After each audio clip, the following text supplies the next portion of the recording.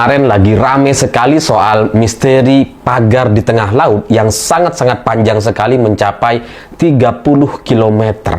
Bayangkan, 30 km. Dan ini katanya nggak ada yang tahu ini pagar milik siapa. Pemerintah nggak tahu gitu ya, orang-orang nggak ada yang tahu. Tiba-tiba ada aja gitu ya. Dan semua berita-berita yang ada di media, menurut saya, dari sisi saya, semuanya terlihat tidak masuk akal. Seperti misalkan tiba-tiba ramai sekarang gitu. Kenapa nggak dari dulu-dulu? Kenapa nggak dari awal? Atau setidaknya ketika masih terbentang 1 kilo lah gitu. Itu kan sudah mulai kelihatan gitu ya. 1 kilometer itu jauh loh. Kan mestinya udah mulai ada tanda-tanda orang tahu gitu ya. Terus kemudian sekarang setelah sepanjang 30 kilometer, nggak ada orang tahu. Dan kemudian tiba-tiba rame. Ini semuanya aneh sekali gitu. Karena untuk pagar sepanjang itu sampai 30 km, itu pasti pemerintah tahu. Dan pasti dilindungi. Sekalipun ilegal, itu pasti sudah dicari-carikan alasan-alasan atau faktor-faktor yang membolehkan. Pasti udah disiapin tuh. Kalaupun misalkan itu ilegal gitu. Tapi ketika pemerintah sudah pasti tahu, aparat kita sudah pasti tahu sejak awal pembuatan gitu. Tapi sekarang semua orang tiba-tiba pura-pura nggak tahu. Saya terus terang nggak percaya pemerintah nggak tahu ini gitu. Karena pagar 30 km itu, kilometer loh ya, bukan meter. 30 km itu panjang sekali. Kalau kalian sulit untuk membayangkan, itu kira-kira kalian 30 km itu dari Monas, Jakarta ke Depok. 30 kilo itu. Atau kalian yang ada di Jawa Timur yang tidak bisa membayangkan Monas ke Depok seberapa jauh gitu ya, itu samalah seperti misalkan tengah jalan Suramadu, tol Suramadu, dari tengahnya sampai ke Juanda, itu 30 km. Kalau kita naik mobil 1 jam, jauh.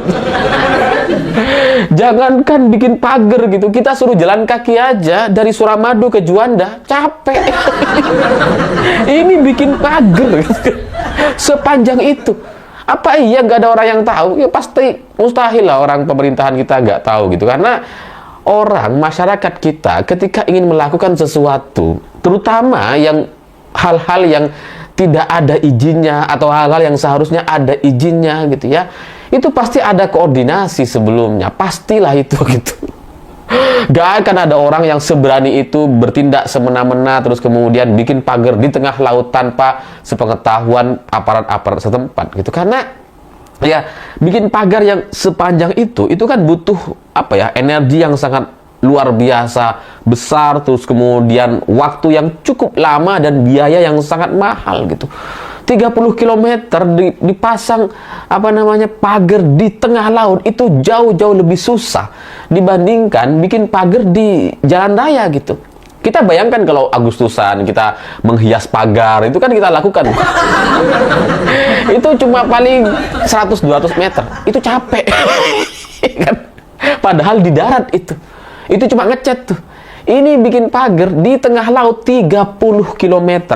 Bayangkan berapa orang yang harus mengerjakan ini semua dan berapa lama. Pasti sangat-sangat lama sekali. Tapi gitu ya, semua pengerjaan yang begitu fenomenal ini, pagar 30 km di tengah laut itu baru saja rame sekarang, setelah sepanjang itu gitu.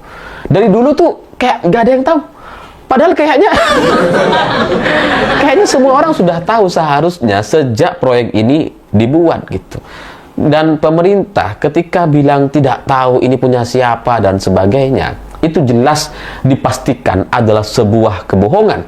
Karena pemerintah kita yang begitu lengkap, yang di berbagai daerah itu ada prajuritnya, ada Babinsa, ada BIN yang mengumpulkan informasi, semuanya sangat-sangat mudah sekali untuk dikonfirmasi. Gak usah presiden deh gitu ya. Kalian kalau pejabat atau aparat setingkat ya pertengahan lah, pasti bisa mengakses data ini, pasti langsung tahu siapa pemilik dari pagar 30 km ini. Karena untuk ukuran Babinsa atau BIN yang ada di pedesaan, di setiap daerah-daerah yang ada apa namanya pejabat atau aparat-aparat kita, itu semuanya informasi terkait masyarakat itu detail dikirimkan secara rutin, update sekali. Ada masalah apa di daerah tuh, semuanya tuh kebaca gitu. Makanya semuanya tidak kejahatan, kemudian apapun lah itu mudah terbaca karena setiap daerah itu ada babinsaannya gitu. Nah, sama seperti pagar laut ini. Jangankan sampai 30 km gitu ya. Orang ada yang cerai saja atau orang ribut saja di daerah, di desa gitu ya. Itu babinsa pasti udah tahu masalahnya apa, penyebabnya apa. Pasti sudah tahu gitu. Apalagi pagar 30 km, mustahil rasanya pemerintah atau aparat kita tidak tahu. Jadi setelah ini kemudian menjadi satu misteri dan kemudian nggak ada yang tahu ini milik siapa, tiba-tiba ini yang menjadi aneh lagi. Halo teman-teman, kembali lagi bersama saya di channel ini, Salam NKRI Harga Mati. Nah teman-teman, dalam video ini ada sebuah cuplikan dari Mas Alifur Rahman yang mengatakan bahwa oligarki pro Jokowi dihajar, cara Prabowo dekati PDIP. Nah teman-teman, saya akan membacakan beberapa komentar mengenai tentang judul yang diberikan oleh Mas Alifur Rahman. Ada apa ya teman-teman? Pak Prabowo tidak lupa jasa Bu Megawati yang saya dengar. Dulu Bapak dibawa pulang kembali ke NKRI. Negeri Konoha ini memang istimewa dan luar biasa. Apa-apa bisa hilang atau muncul dengan sendirinya. Pemerintah memiliki alat lengkap untuk mengetahui siapa pemilik pagar bambu di Laut Banten. Kayak negara ini nggak bertuan. Orang seenaknya berbuat seenaknya, laut di pagar emang nggak ada yang tahu. Sebagai nelayan tahun lalu sudah lapor kalau ada paket di laut, paker di laut yang aneh, di mana patroli laut, di mana aparat laut. Apa pada tutup mata, kok seneng-senengnya ditipu-tipu. Salam hormat. Begitulah rezim Mulyono, bilangnya nggak tahu, makanya dijuluki presiden terkorup sedunia. Konstitusi demokrasi aja dilawan, diobrak-abrik demi rakusnya haus dengan kekuasaan. Pemerintahan zaman Jokowi sudah rusak bobrok. Semoga di era pemerintahan Prabowo Subianto bisa lebih nasionalis untuk NKRI. Seharusnya relawan yang mengaku memasang pagar dipanggil polisi satu persatu, pasti ntar pada ngaku. Suarakan terus Mas Alif atas kelicikan manusia lugu, sabar dan sopan, tapi di balik itu ada kejahatan untuk kepentingan yang menguntungkan dirinya dan oligarki. Pak Prabowo harus utamakan kepentingan rakyat kalau mau dikenang sebagai presiden yang baik. Ditunggu keberanian Prabowo untuk membongkar, mengusut, dan menangkap oligarki perusak. Semoga pemaparan Mas Alif benar dan real direalisasikan Presiden Haji Prabowo. Pak Jokowi ingin menjadi pejabat pembuat akte laut atau PPAL untuk mengisi hari tuanya.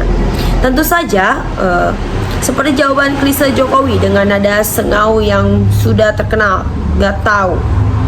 Kalau Pak Presiden Prabowo bersatu dengan Ibu Megawati, Indonesia aman sejahtera. Hebat sekali nelayan di Tangerang, pasti penghasilan dan mencari ikan banyak sekali. Karena ternyata bisa bangun pagar laut sepanjang 30 km lebih. 30 km kalau tidak tahu aparatnya sudah buta semua, tidak tahu karena takut dan pembiaraan. Aneh Republik Indonesia ini dan kocak. Loh kok tanya saya kan sudah nggak jadi presiden. Tanya sama Presiden Prabowo lah. Masa Prabowo nggak tahu? Begitulah Jokowi ngeles, pura-pura nggak tahu.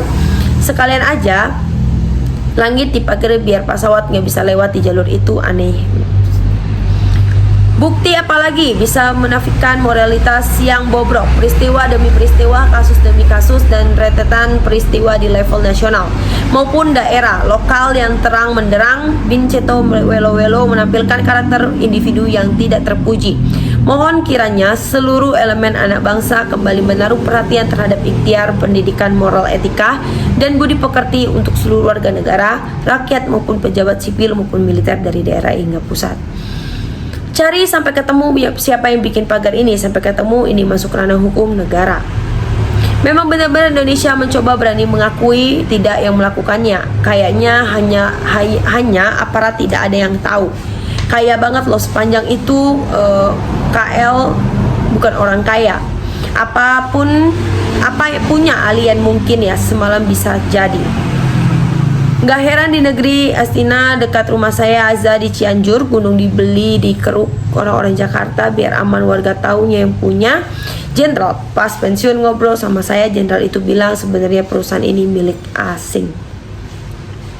Ayo bongkar terus kebobrokan yang ada di negeri ini biar tidak semakin terpuruk dan semakin hancur.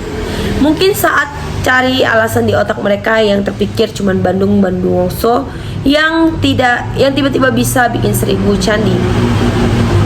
Sudah muncul mirip yang minta 3 periode, tiba-tiba ada yang ngaku kalau ketua umum Parpol Kuning yang menginisiatifkan. Ada juga waktu muncul Fufu Fafa, tiba-tiba si Selamat muncul. Lucu betul negeri Konoha ini. Nah teman-teman, sahabat-sahabat dari Bongkar TV, silakan berikan tanggapan teman-teman dalam kolom komentar ini sehingga kita dapat bertukar pikiran antara satu dengan yang lain dalam kolom komentar ini. Terima kasih teman-teman, Bongkar TV melaporkan.